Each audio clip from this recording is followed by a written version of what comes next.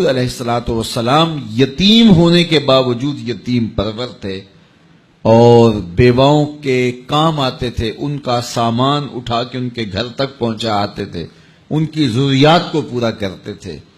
یہ حضور علیہ الصلوۃ والسلام کا انداز زندگی تھا، اور یتیم کی کفالت کرنے والے کو اپنا ساتھی قرار دے دیا، بلکہ یہاں تک ارشاد فرما دیا کہ جب تمہارے بچے اور یتیم اکٹھے کھیل رہے ہوں تو اپنے بیٹے کو آواز دینی ہو تو اس کو بھی بیٹا کہہ کے نہ پکارو، تاکہ یتیم کا دل دکھی نہ ہو جائے، آج میرا باپ ہوتا تو مجھے بھی بیٹا کہہ کے پکارو۔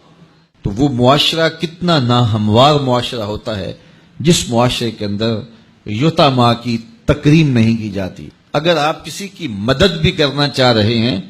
تو آپ اس کو تکریم کے ساتھ اس کی مدد کریں کہ اس کی عزت نفس مجروح نہ ہو۔ یہ میں پچھلے دن ایک تصویر دیکھ رہا تھا،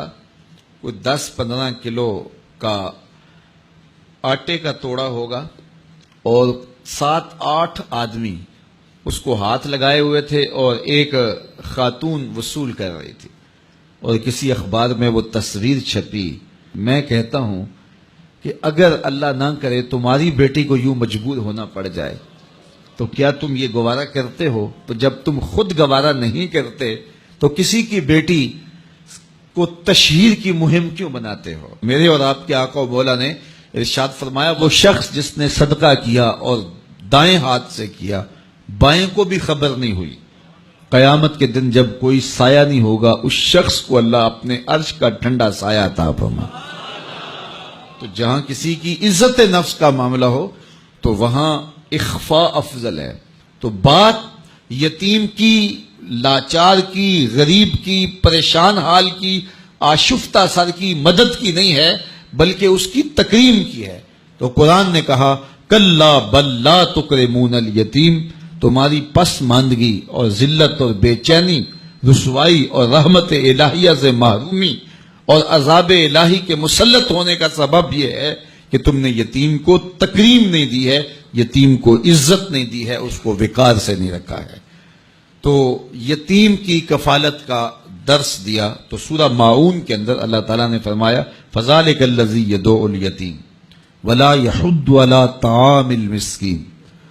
اور مسکین کو کھانا کھلانے کی تحریص نہیں دلاتا، کسی کو آمادہ نہیں کرتا، کسی کو ابھارتا نہیں ہے۔ اس میں 2 چیزیں بیان ہوئی ہیں، ایک تو یہ ہے کہ یتیم کو کھانا کھلانا، مسکین کو کھانا کھلانا، لاچار کو کھانا کھلانا، اگر توفیق ہو تو از خود پیش کرے، لیکن اگر یہ توفیق نہیں ہے تو بندہ اس سے بری ذمہ ہو جائے کہ مجھے تو توفیق نہیں ہے، میں کیوں کروں، میں تو استطاعت نہیں رکھتا اور میں منہ پھیر کے چلا جاؤں۔ نہیں، یہ لفظ بتا رہا ہے کہ اگر تم خود استطاعت نہیں رکھتے، اس کی تڑپ اور اس کا درد محسوس کرو اور کسی ایسے شخص تک اس کی آواز پہنچاؤ جو یہ کام کر سکتا ہے۔ اللہ تعالیٰ نے مذمت کی ہے کہ اگرچہ استطاعت نہیں بھی رکھتا لیکن آنکھیں بند کر کے گزرا کیوں ہے؟ وہ کسی مالدار کے پاس جاتا اور اس کو کہتا میری گلی میں ایک مسکین سسک رہا ہے، ایک بیوہ کی بچیاں جوان ہیں اور ہاتھ پیلے کرنے کے لیے اس کے پاس کچھ میسر نہیں ہے، ایک مقروض قرض تلے دبا ہوا ہے، ہسپتال کے اندر ایک شخص تڑپ رہا ہے، دوائی کے پیسے نہیں ہے، تو وہ خود اس کا سفیر بن جاتا اور لوگوں کے پاس جاتا اور جا کے تحریص دلاتا وَلَا يَحُضُّ عَلَىٰ طَعَامِ الْمِسْكِينِ، تکذیب آخرت کرنے والوں میں سے جو ہے وہ اس شخص کے رویے کو بھی گنا گیا، شمار کیا گیا جو لوگوں کو ترغیب نہیں دلاتا، اور جو لوگوں کو توجہ دلاتا ہے اس کے بارے میں فرمایا گیا الدال علی الخیر کفاعلہ، جو کسی اچھائی کی طرف رہنمائی کر دے وہ کرنے والے کی طرح ہوتا ہے۔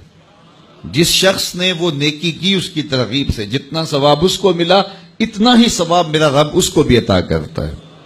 تو کسی دکھی، کسی لاچار، کسی مجبور کی مدد اور اس کی نصرت اور اس کی اعانت کے لیے کسی کو ترغیب دلا دینا، یہ انسانیت ہوتی ہے۔